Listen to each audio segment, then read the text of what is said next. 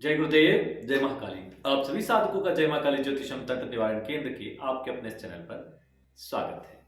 आज एक ऐसी विधि जिससे आप भगवान महाकाल भैरव के परम प्रिय बन जाएंगे। एक ऐसा मंत्र जो बहुत ही प्राचीन है, तांत्रोक्त है और जिसका प्रयोग ना आज तक आपने कभी किया होगा, न कहीं सुना होगा। ये मंत्र एक प्राचीन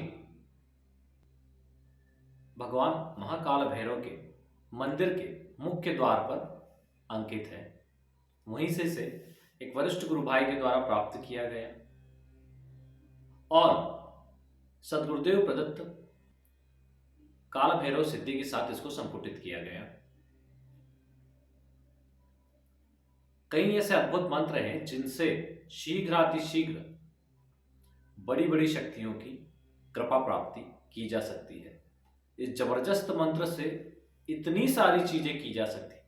धन प्राप्ति की जा सकती है, बड़े बड़े दोषों का नाश किया जा सकता है, तंत्रों का नाश किया जा सकता है, शत्रुओं का नाश किया जाता है।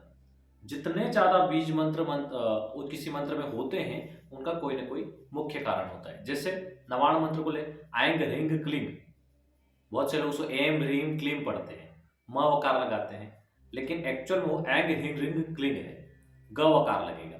तो एंग रिंग क्लिंग, एंग हो गया महासरस्वती, रिंग हो गया महालक्ष्मी भुवनेश्वरी और क्लिंग हो गया महाकाली। मतलब त्रिशक्तियां आ गई। आपको नवाण मंत्र से ज्ञान भी प्राप्त हो जाएगा, अब जो आप चाहेंगे वो प्राप्त होगा, लक्ष्मी भी प्राप्त होगी और शक्ति भी प्राप्त होगी। आप क्या चाहते हैं वो आप प्राप्त करना चाहते हैं वो कर लेंगे इससे।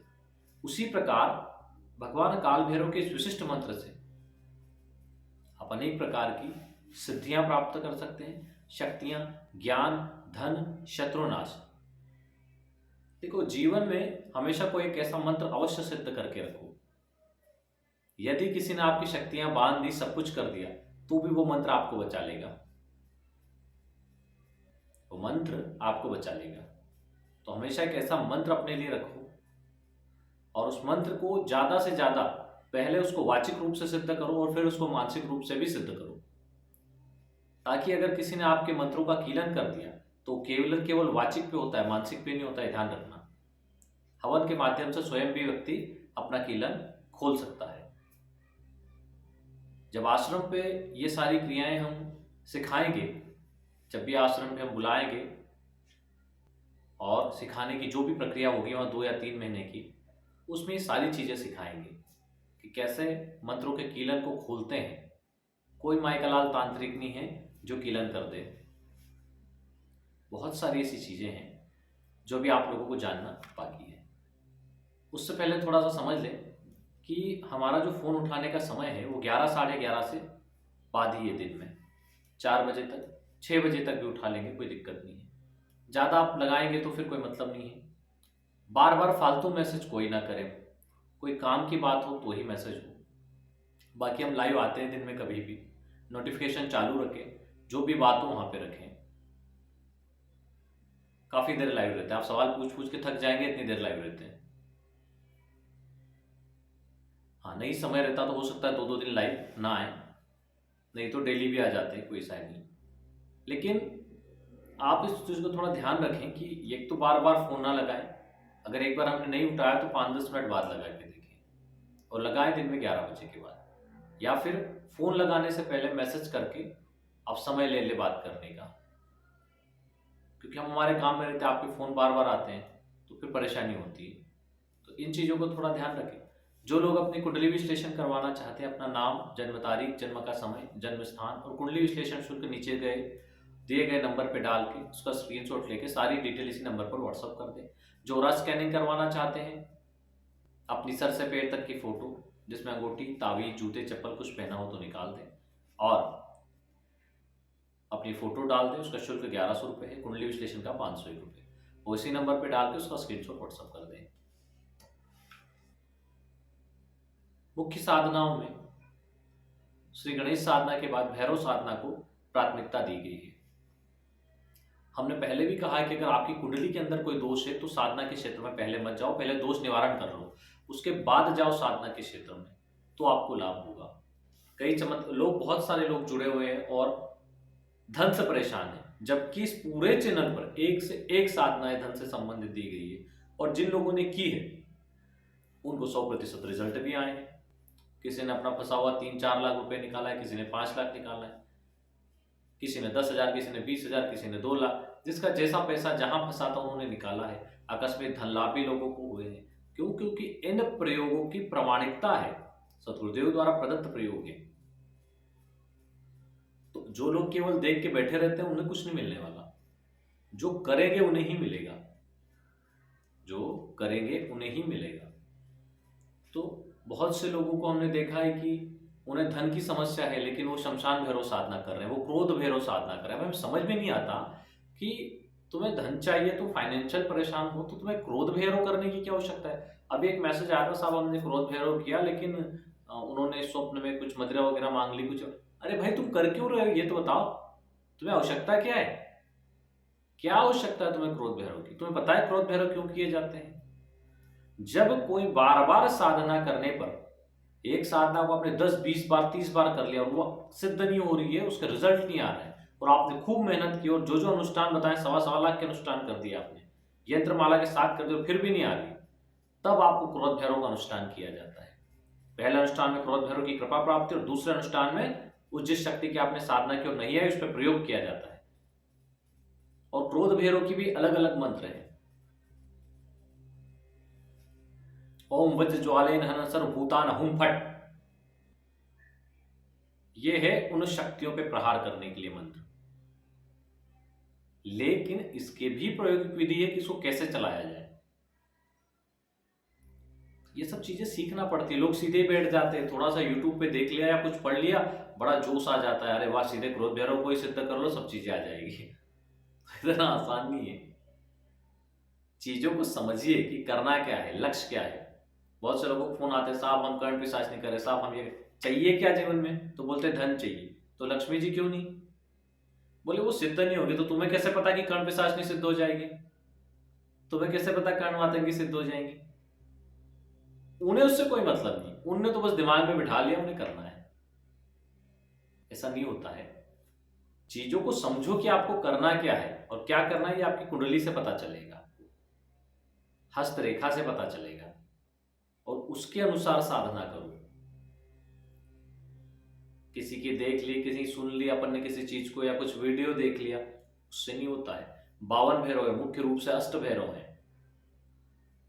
अलग अलग भैरव की साधना, अलग अलग कार्य। जीवन में बहुत तकलीफें हैं, बहुत उन्माद है, परेशान हो चुके, उन्मत्त भैरव साधना कर लो, उन्मत्त भैरव साधना कर लो, बड़ा मजा आ जाएगा। जैसे अप्सरा साधना में व्यक्ति प्रसन्न हो जाता है, मानसिक तनाव, तो उन्मत्त भैरव साधना कर लो। सुरक्षा भी होगी, तंत्र वंत्र होंगे, वो भी सब खत्म कर देंगे, सारी नकारात्मक चीजों को भी घर से खत्म कर देंगे और मजा आएगा जीवन में।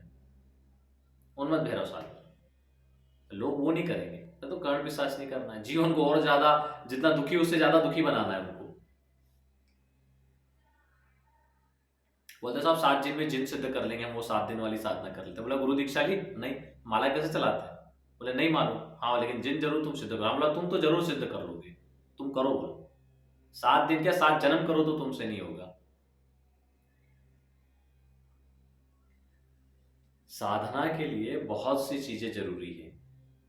पहले सीखो, सीखने में ही 1-6 महीने लग जाएंगे। अगर किसी व्यक्ति को लगता है कि उसने 1-8 लाख का अनुष्ठान कर लिया, बड़ा साधक हो गया, तो उससे बड़ा मूर्ख कोई नहीं है। तंत्र के क्षेत्र में व्यक्ति को हर पल सीखना पड़ता है, हर पल। हमारे सामने भी नई चीजें आती है, हम भी सीखते हैं उनसे।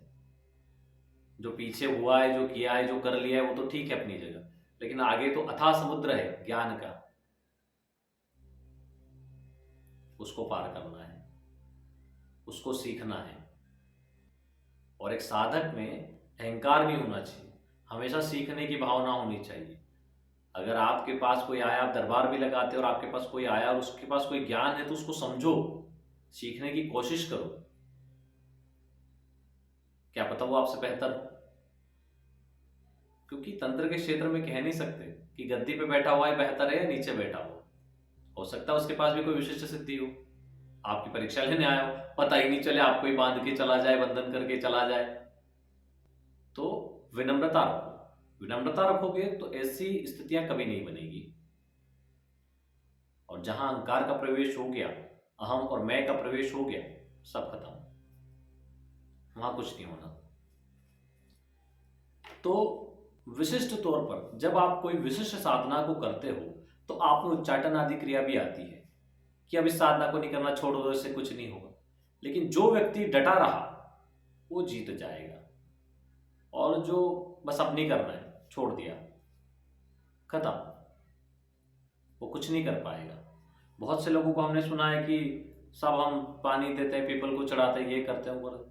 तो भाई किसके लिए करते हो? किसी पे एहसान करते हो क्या? तुम खुद का जीवन बेहतर करने के लिए सूर्य देवता को पानी चढ़ा रहे हो, तुम खुद का जीवन बेहतर करने के लिए शिव जी का जल अभिषेक कर रहे हो, तुम खुद का जीवन बेहतर करने के लिए गणेश जी को दुर्वा चढ़ा रहे हो, तुम खुद का जीवन बेहतर करने के लिए केले के पौधे को जल चढ़ा रहे हो, तुम खुद का जीवन बेहतर करने के लिए श्री सूक्त का लघु हवन कर रहे हो, तुम खुद का जीवन बेहतर करने के लिए श्री गणेश संकटनाथ संतोष, श्री सरस्वती अष्टोत्तरनाम और श्री हनुमान चालीसा का पाठ कर रहे हो। किसके लिए? खुद के लिए कर रहे हो। दूसरों का उससे क्या? तुम्हारे नहीं करने से भगवान को कोई फर्क पड़ेगा? कोई फर्क नहीं पड़ने वाला। तुम्हें जरूर फर्क पड़ेगा कि वो तुम्हारे लिए थोड़ा बहुत हाथ ऊपर उठा रहे थे, उसको भी उनको नीचा करना पड़ेगा, जा फालतू है, ये संकल्प का पक्का व्यक्ति नहीं, छोड़ो इसको। तुम्हारे जैसे करोड़ों करोड़ों हैं, असंख्य है, उनको कई ब्रह्मांडों को देखना है, तुम्हारे से थोड़ा बहुत ध्यान जाता है और तुम लोग छोड़ देते हो। तुम्हारी कोई औकात नहीं, इस चीज को समझ लो। एक सामान्य व्यक्ति की उन महाशक्तियों के आगे कोई हैसियत नहीं है। हैसियत सिर्फ उसकी है जो अपने नियम का पक्का है।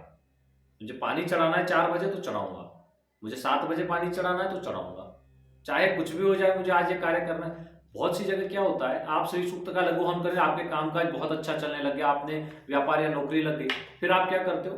किसी बार हवन छोड़ दो, अगली बार कर लेंगे, अभी मैं बहुत बिजी हूं। आप ये भूल जाते हो कि वो शक्ति आपकी परीक्षा ले रही है, उसने जानबूझ के आपको बिजी किया है, वो आपकी परीक्षा ले रही है, करता है कि नहीं करता। और जहां आपने उसको छोड़ा, उसने आपको छोड़ दिया। आप देखो अगले 2-3 महीने भले ही आप हवन करते रहो या कुछ भी करते रहो, वो शक्ति आपका साथ छोड़ देगी, आप वापस रोड पे आ जाओगे। वो आपकी परीक्षा लेती, वहां आप फेल हो गए। फेल नहीं होना है, इस चीज का ध्यान रखना। चाहे कितना इंपॉर्टेंट काम हो, नुकसान हो रहा है होने दो, लेकिन मैं पहले हवन करूंगा, मैं पहले पूजा करूंगा, ये मेरा कार्य पहले, इसने मेरे को ये काम दिया है, ये इनकम दी है, तो ये पहले, काम बाद में भी होगा तो चलेगा।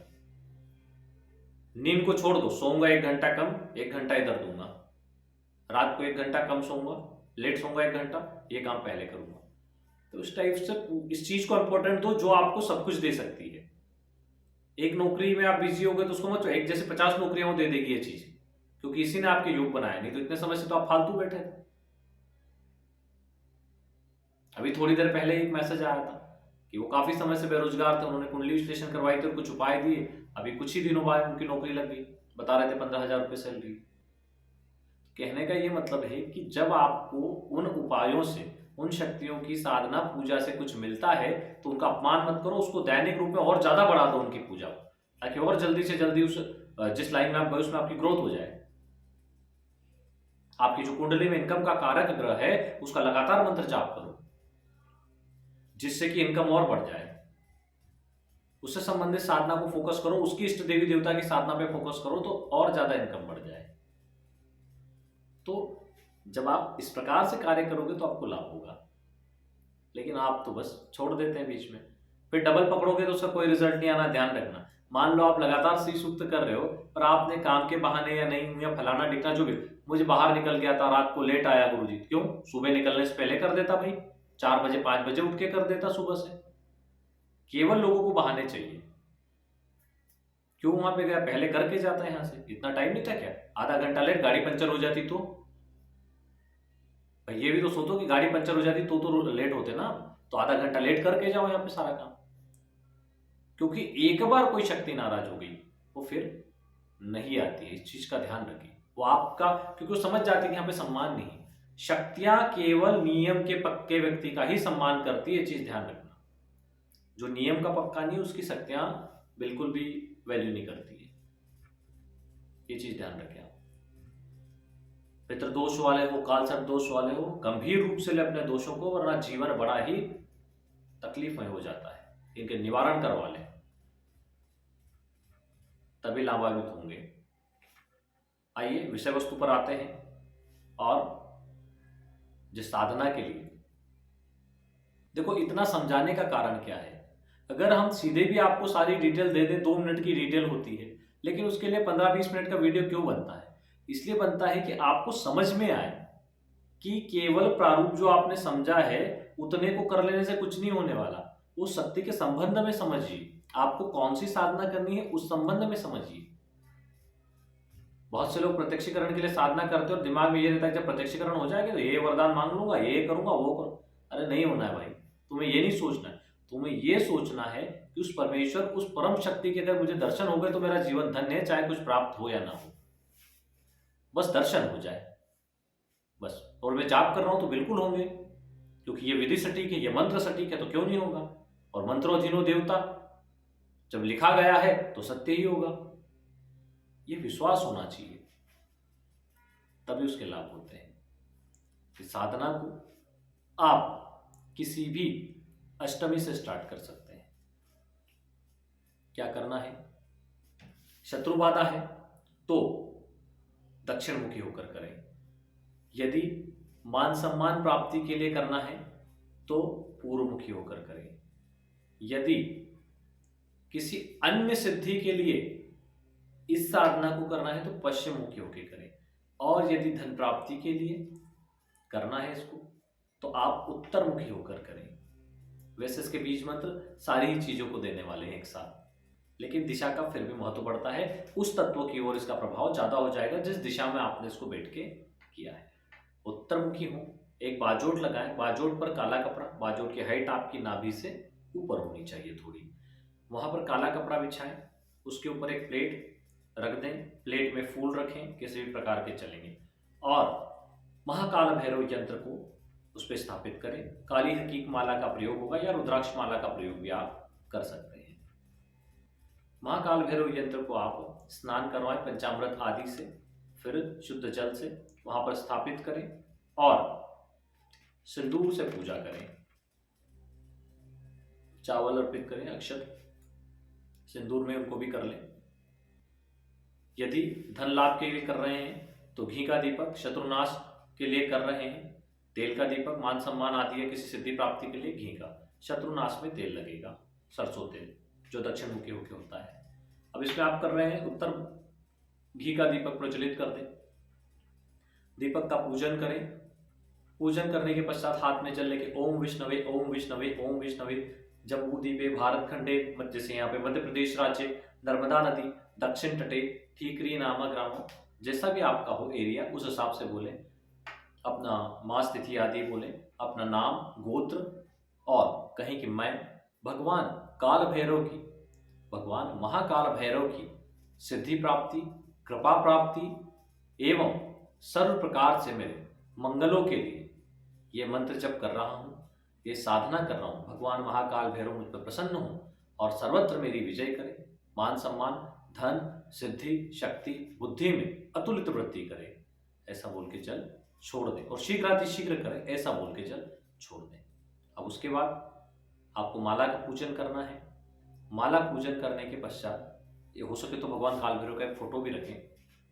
माला पूजन करने के पश्चात आपको एक माला गणेश मंत्र, 4 माला आपका जो भी गुरु मंत्र हो वो करें, और उसके बाद में आप भगवान महाकाल भैरव के जो मंत्र आपको देने वाले हैं उस मंत्र का जाप करें। अगर आप 11 दिन का कर रहे हैं तो आपको इस मंत्र की 31 माला पर दिन पर डे करनी चाहिए।